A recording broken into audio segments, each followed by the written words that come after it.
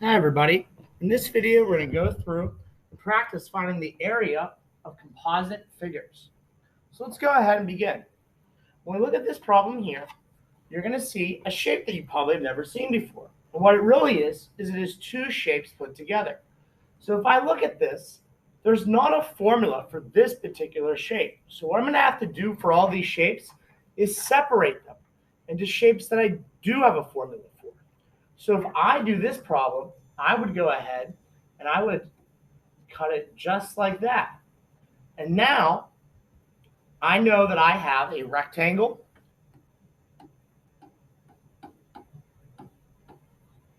and I have a triangle.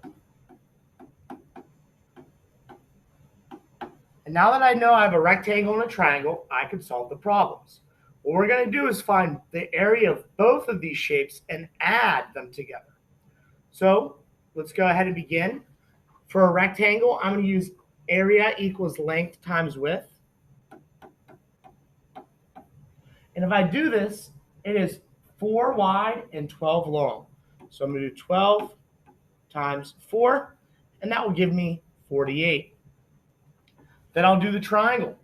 For the triangle, the formula is A equals 1/2 B times H.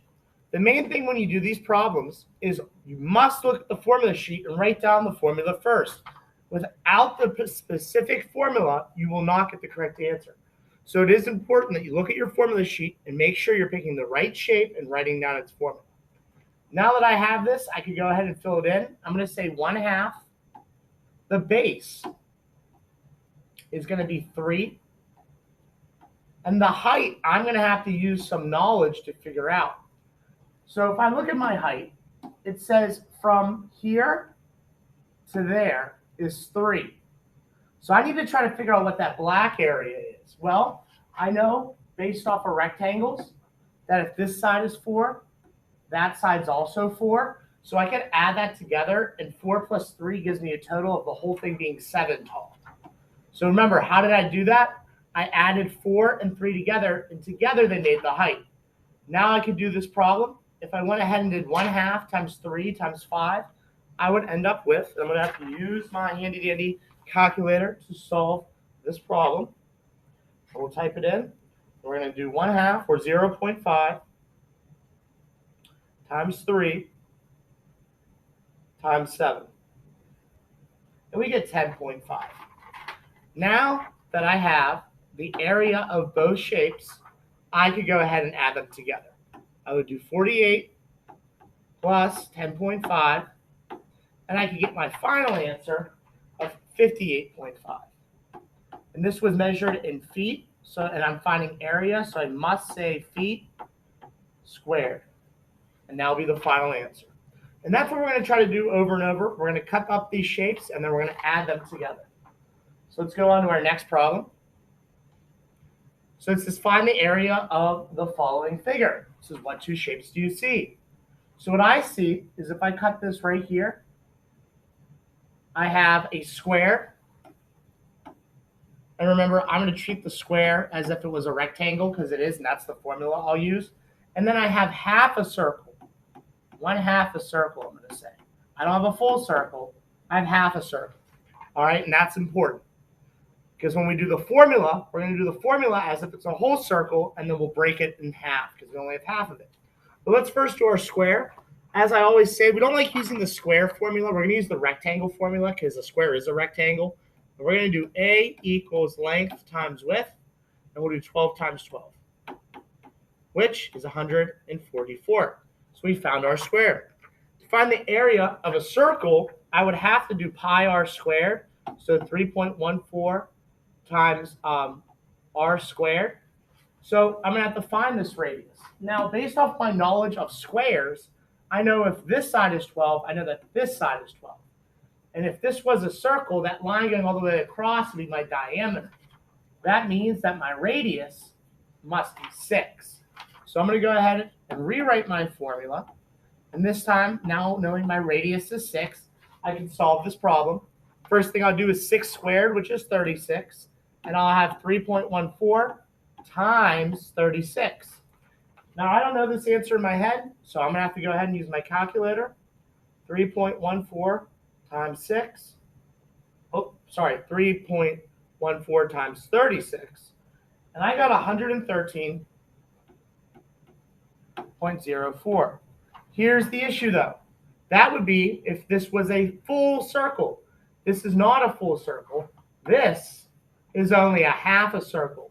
So I need to break that in half. I am going to divide this by 2. And I'll find half of it. And if I break this in half and divide it by 2, I get 56 and 52 hundredths. Now that I have both my areas, we'll add them together.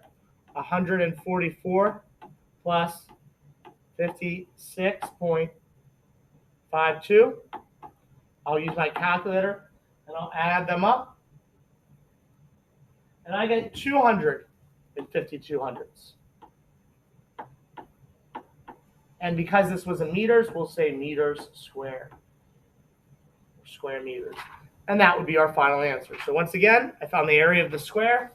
Then I found the area of the circle and broke it in half because it was only half a circle. And then I added those two answers together. All right, let's try 2 more problems together. Some of the different ones we'll see. So for this problem, we have a parallelogram and another half a circle. All right, I can see that I have a parallelogram there.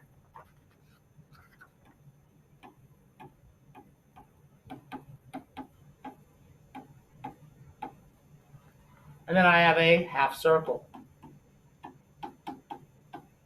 So if I look at my formula sheet, the parallelogram is A equals base times height.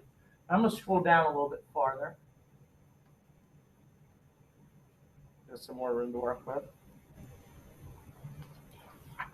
And say A equals base times height. So this is my parallelogram. The base is right here and here. And they're going to be the same size. They're both 16. All right. The height, it shows you right there, straight up and down is 9. So I'll have to do 16 times 9. I got 144.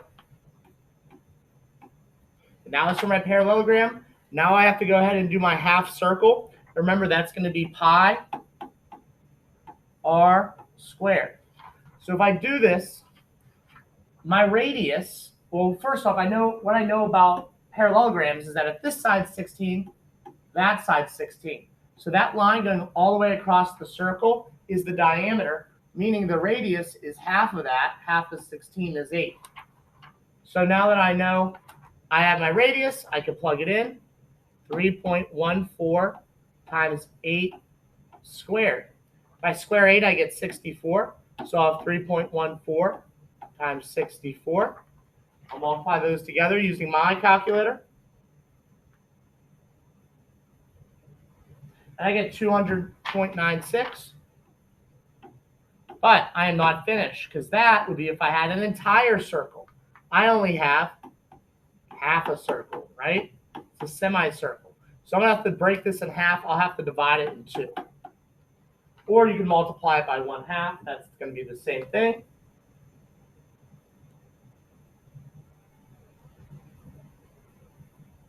And will be 200.96 divided by 2. And you get 148. Now that I have both my answers, I will add them together. I'll do 144 plus 100.48. We get our final answer of 244.48.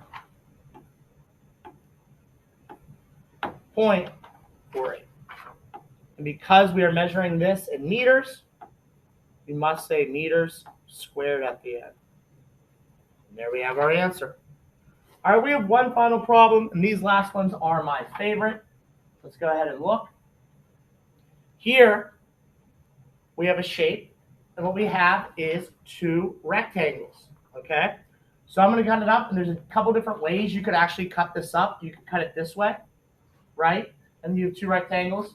I also could have cut it that way and have 2 rectangles. I believe I'm going to leave it how it is right there. I'm going to cut it just like that. And we're going to say we have a rectangle and a rectangle. All right, now we can go ahead and begin solving it. So I'm going to find my first one. I'm going to call this one right here. Will be my first rectangle, okay? And if I look, I'm going to do area equals length times width. So the length and width are going to be 14, and it's going to be 5, okay? So we'll do 14 times 5. And 14 times 5, I believe, gives me 70. So now I have that rectangle.